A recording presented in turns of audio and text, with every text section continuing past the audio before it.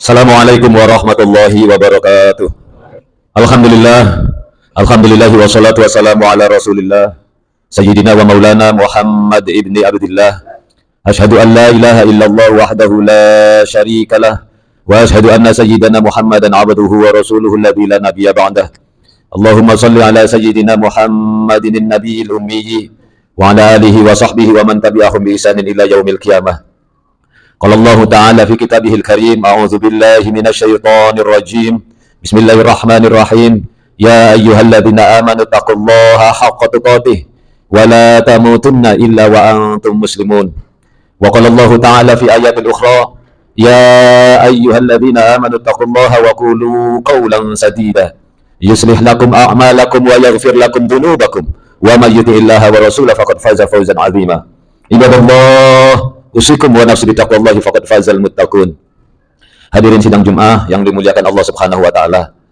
Puji syukur marilah kita panjatkan kehadirat Allah Subhanahu wa taala atas limpahan rahmat, karunia, hidayah, inayah, kenikmatan sehat, wabil khusus kenikmatan iman dan Islam. Ada orang yang sehat tapi dia tidak memiliki iman dan agamanya tidak Islam. Kenikmatan semu. Tapi ada orang yang sakit, dia dikurangi kenikmatannya oleh Allah, tapi dia penuh dengan iman kepada Allah Subhanahu wa taala, maka sakitnya menjadi penebus dosa-dosa dan kesalahannya, sehingga husnul khotimah di akhir hayatnya. Kita mendapatkan kenikmatan sempurna, kenikmatan sehat walafiat, kenikmatan kesempatan, dan kenikmatan iman dan Islam. Salawat teriring salam semoga senantiasa Allah berikan kepada junjungan kita baginda Nabi Muhammad sallallahu alaihi wasallam, kepada keluarga beliau, turunan-keturunan beliau, sahabat-sahabat beliau, juga kita semua yang istiqomah melaksanakan sunnah-sunnahnya. Harapan kita semua semoga kelak kita akan mendapatkan syafaatul uzmah dari baginda kita Nabi Muhammad sallallahu alaihi wasallam. Hadirin jamaah yang kami muliakan, kenapa kita harus bersyukur? Kata Imam Ghazali, kenapa kita harus bersyukur? Minimal ada dua faktor. Yang pertama adalah lidawamin nikmatil azimah, agar kenikmatan yang Allah berikan kepada kita langgeng, enggak hilang. Lidawamin nikmatil azimah, jadi tidak hilang. Jika ada orang yang sedang mensyukuri nikmat, maka dia hakikatnya dia sedang mengikat nikmat tersebut supaya tidak lepas.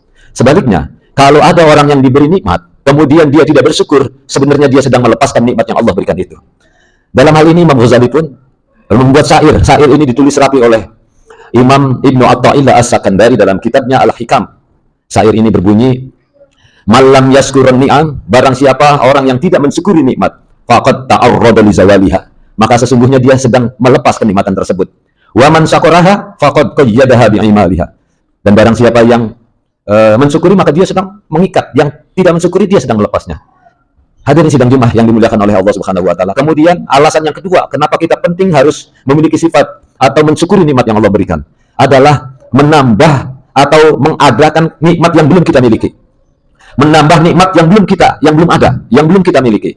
Gampangannya supaya lebih mudah dicerna. Ketika seseorang itu baru diberi rezeki secara materi, ya, secara materi. Nikmat itu luar biasa. Ada nikmat ilmu, nikmat kesehatan, nikmat kesempatan, nikmat iman. Ini secara materi dia hanya punya sepeda ontel.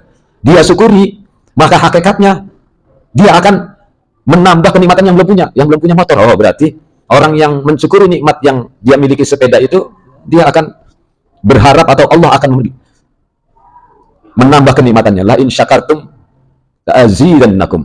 Akan Allah tambah nikmatnya. Hadirin rahimakumullah, dalam ayat lain dikatakan bahwa innallaha la yughayyiru ma biqaumin hatta yughayyiru ma bi anfusihim. Sesungguhnya Allah tidak akan merubah nikmat. Dalam tafsir kitab Abwaabul Bayan ini bukan nasib, nikmat. Barang si Allah tidak akan merubah nikmat suatu kaum, suatu bangsa, Allah tidak akan merubah nikmat Gemah Ripah Jinawi, wah luar biasa isinya kenikmatan semua, sumber daya alam, tidak akan merubah. Hatta yughayyiru ma bi anfusihim, kecuali bangsa itu sendiri. Entah dia foya-foya, entah dikorupsi, maka nikmat itu Allah cabut. Kecuali bangsa itu sendiri yang menghilangkan nikmatnya, tidak mensyukuri. Dikasih kesehatan, begadang, makan itu, nggak pernah, tidak terkontrol. Kemudian tidak sholat di rumah. Jalan dari rumah, ruku yang baik, sujud yang baik, itu sehat. Kalau kita cukup malamnya tahajud, duha, sholat, itu gerakan semua yang membuat kita sehat. Jalan. Hadirin rahimakumullah, sebagai kesimpulan, marilah kita mensyukuri atas nikmat yang Allah berikan.